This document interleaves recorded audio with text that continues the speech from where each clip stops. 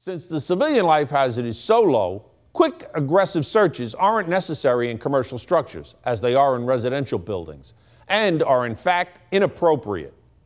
But while the danger to civilians is low, the hazards to firefighters and commercial occupancies are extremely high. Store fires kill 4 times as many firefighters per incident than do fires in occupied residential buildings.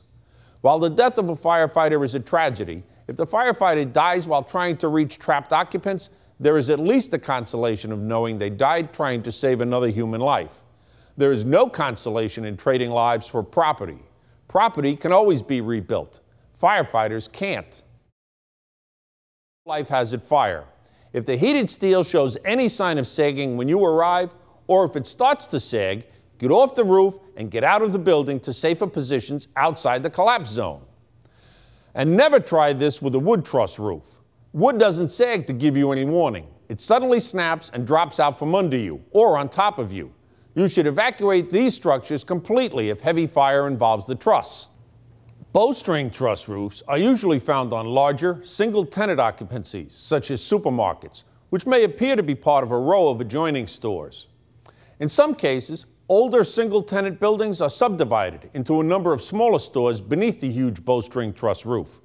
In any case, if there is evidence of heavy fire within the bowstring truss, immediately evacuate the entire building and establish collapse zones around the perimeter. The building may collapse very quickly. I have seen bowstring trusses collapse in as little as 8 minutes after fire first touched the roof.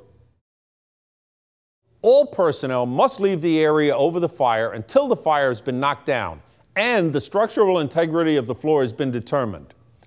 If you find a masonry floor, it doesn't automatically mean impending collapse. You have to know what's supporting that floor.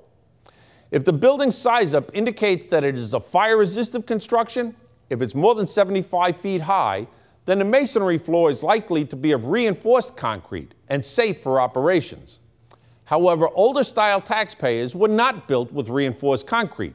And if the size up indicates a Class 3 ordinary construction or Class 5 wood frame construction, then unreinforced masonry is most likely.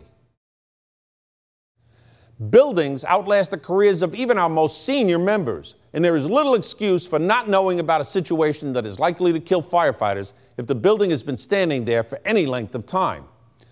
Get out and inspect your buildings.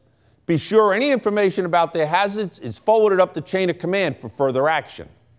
Even if you can't get some of the conditions corrected, you can at least inform every firefighter who steps into those buildings what the dangers are.